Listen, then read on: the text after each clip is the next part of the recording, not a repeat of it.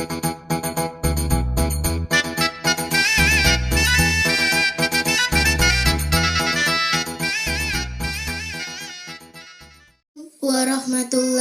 wabarakatuh.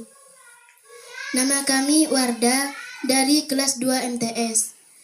Kami pernah mendengar kabar Pak Kiai bahwa orang sakit itu bisa menjamak sholat. Apakah benar orang sakit itu bisa menjamak sholat?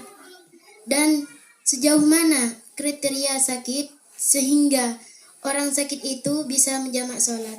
Mohon penjelasannya Pak Kiai. Waalaikumsalam warahmatullahi wabarakatuh.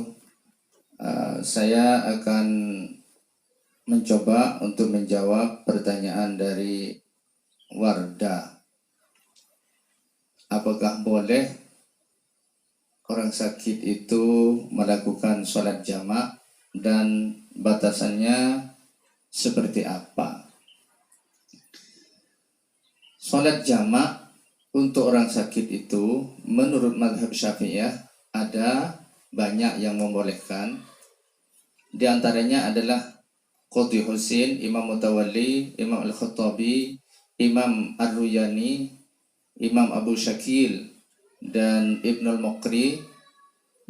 Kemudian pendapat yang dipilih oleh Imam Nawawi, dan dari segi dalil beliau menguatkannya, dianggap sangat kuat ditinjau dari dalilnya. Dan pendapat ini adalah pendapatnya mazhab Malik, mazhab Ahmad, dan bahkan mazhabnya ada satu pendapat dari mazhab dari Imam Syafi'i sendiri. Di dalam kitab Mukhtasarnya Imam Muzanni, Imam Asnawi menyatakan qad dhubirtu min aqlihi min asy-Syafi'i. Kita beruntung ada kutipan dari Imam Syafi'i tentang bolehnya jamak bagi orang yang sakit.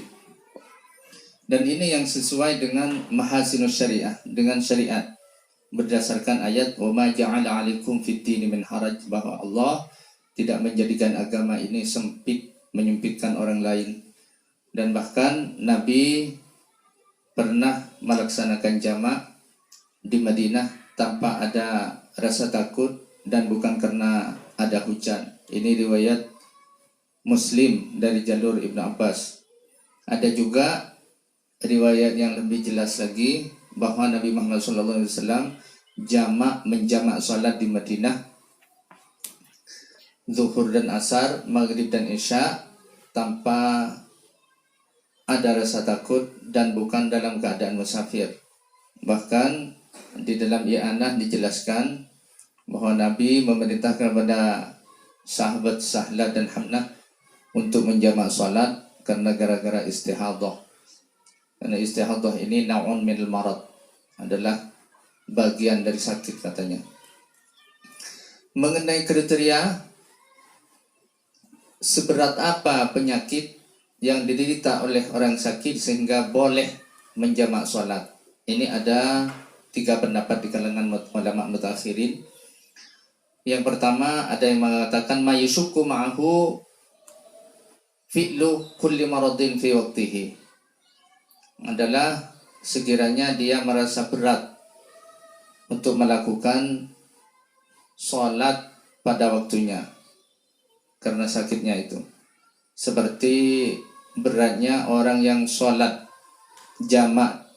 berjamaah di masjid karena ada hujan sehingga pakaiannya basah, maka boleh dijamak di masjid untuk berjamaah itu. Ada juga yang menyatakan tidak cukup hanya seperti itu, maka batasannya adalah seperti orang yang tidak bisa sholat berdiri, yakni sholat duduk. Batasannya adalah sakitnya berat seperti orang yang tidak bisa berdiri, artinya melaksanakan sholat duduk.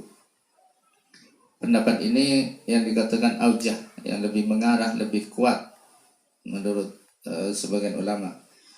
Tetapi ada ulama lain seperti Imam Qurdi memberikan batasan sakit yang bisa melaksanakan sholat adalah sakit yang boleh tidak melaksanakan puasa. Tetapi ada beberapa syarat selain dari syarat yang biasa untuk jamak, ada syarat lagi, syarat lain untuk orang yang kena sakit ini untuk menjamak. Yang pertama, sakitnya harus ada di awal sholat yang pertama, yakni di takbiratul ihram sakitnya ada, kemudian di waktu salam sholat yang pertama masih sakit, kemudian di waktu takbiratul ihram untuk melaksanakan sholat yang kedua masih ada rasa sakit. Itu syarat yang pertama. Kemudian ditambah dengan syarat jamak seperti musafir itu. Artinya kalau jamak takdim maka harus dimulai dengan sholat yang pertama kali dilakukan. Sholat zuhur dengan asar, kalau jamak takdim maka sholat zuhur terlebih dahulu dilaksanakan. Kemudian sholat asarnya. Sholat zuhur yang punya waktu. Kemudian niat sholatnya harus di dalam niat jamak maksudnya. Niat jamaknya harus ada pada sholat yang pertama, apakah di waktu takbir, apakah waktu i'tidal, ataukah di waktu salam. Yang penting niat jamaknya harus ada di dalam sholat yang pertama. Yang ketiga, wilaan urfan, harus cepat-cepat secara uruf. Artinya setelah melaksanakan sholat zuhur langsung sholat asar. Jangan menunggu waktu yang lama. Kalau sampai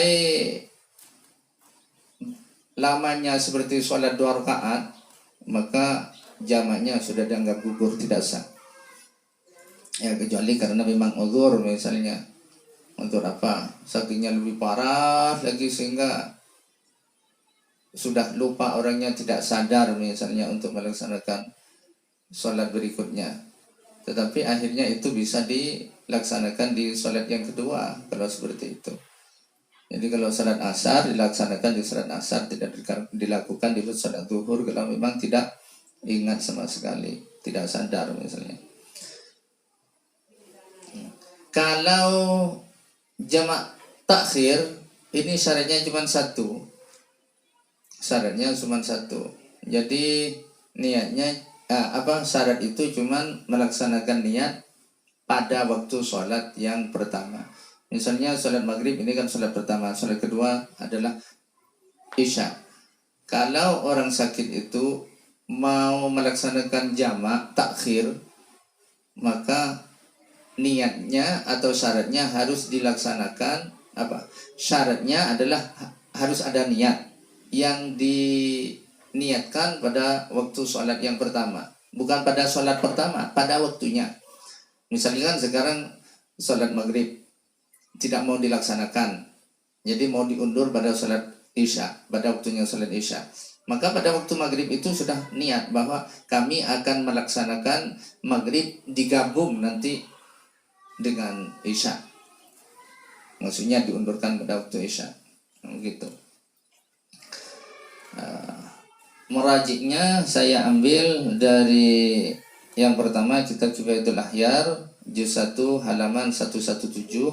Kemudian Nihayatul Zain halaman 135, Iqna juz 1 halaman 151 sampai 152.